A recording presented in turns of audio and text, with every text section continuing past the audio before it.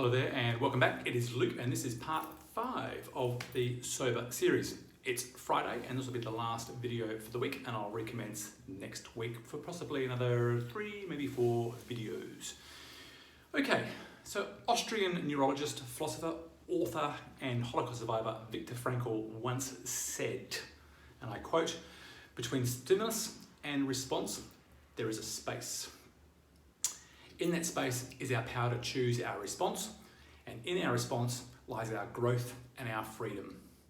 Now, why is that so important, and why is that so, I guess, philosophically profound, and why would it impact our well-being, and more importantly, how does it impact our choices and how we look after and treat ourselves? So I guess just to sort of visualize the quote there, we've got stimulus, which can be everything from the traffic to illness to injury to that annoying person, to our life challenges, to our careers, to our work. And then we've got our response here. Now, when we get stimulated by something out of our realm of choice or with our realm of choice, we then will do a corresponding response to that stimulus. And the key here is to try and separate those two as wide as possible so we create some calm in the middle there to respond as best as we possibly can, or in some cases, or a lot of cases, not to respond at all. So it's in fact separating that and then creating that sense of calm, which will allow us to best respond in the way that is conscious and as realistic as possible. Now, like I said before, we've got the option to react to things that are in our realm of choice. So we can choose how we respond to things that we do to ourselves. And we've also got the things outside our realm of choice.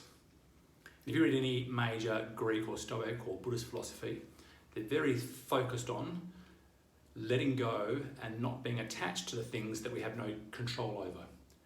Because we've got no control over them, there's no point worrying about them. And a lot of our anxieties, a lot of our depressions, a lot of our mental health weirdly circulates around things, or sadly circulates around things that are outside our realm of control or outside of our realm of choice.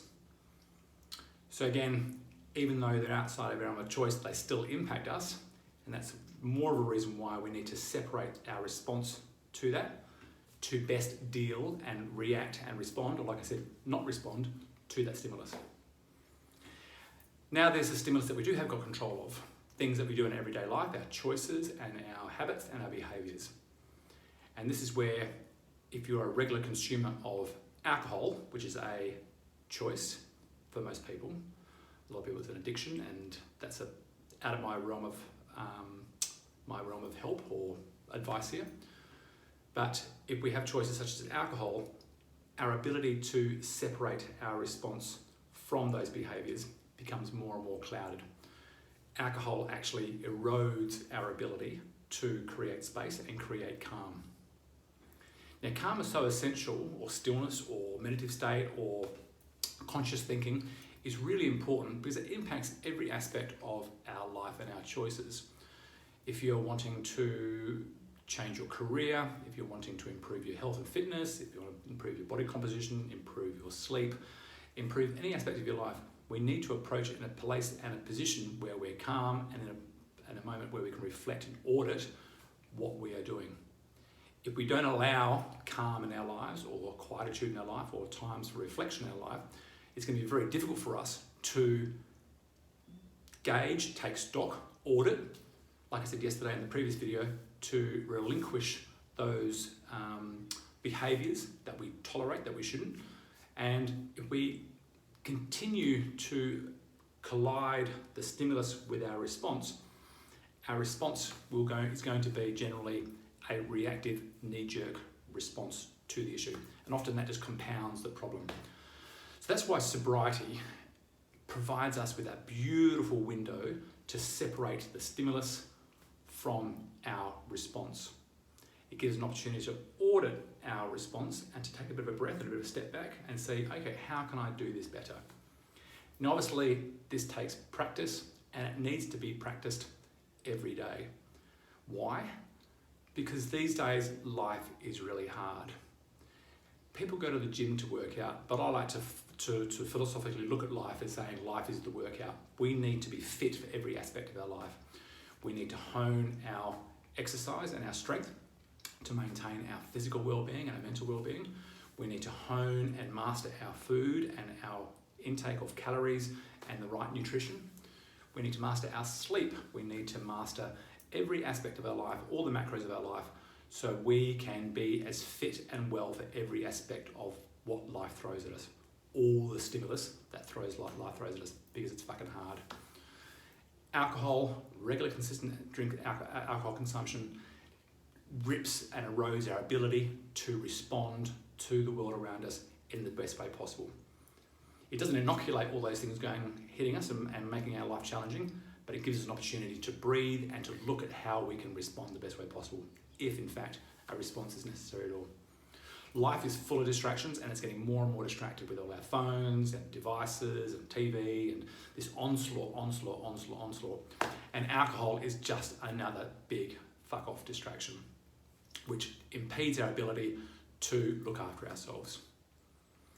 Our health and well-being relies on us to be as consistent as possible. And that again will be propagated if we practice more calm in our life. And by practicing calm and having more and increased lengths of sobriety, you'll be in a better position to choose the problems that you want. Knee-jerk, unconscious, reactive emotional response to stimulus is subconscious behaviour which compounds our problems. If we can breathe, if we can create calm, we can then think of conscious answers to the situation and then really set the trajectory for the problems that we can deal with. And by overcoming those problems that come our way that we have chosen, we then grow and create fulfillment. So look at ways at how you can, again, strip back your life a little bit, recalibrate your drinking to create moments of sobriety where you can look at who you are. That's my message for today and for the weekend. And lastly, let's not make this weekend your weekend. Get it? Weekend, as in your weekend, W-E-A-K-end. Have a great weekend. I hope that message worked. And if you have any feedback or comments, please let me know. If you want to talk about alcohol or sobriety or whatever else, do not hesitate to send me a message, to call, email, or whatever you like. Anyway, I'll see you Monday next week, and thanks for watching. Bye.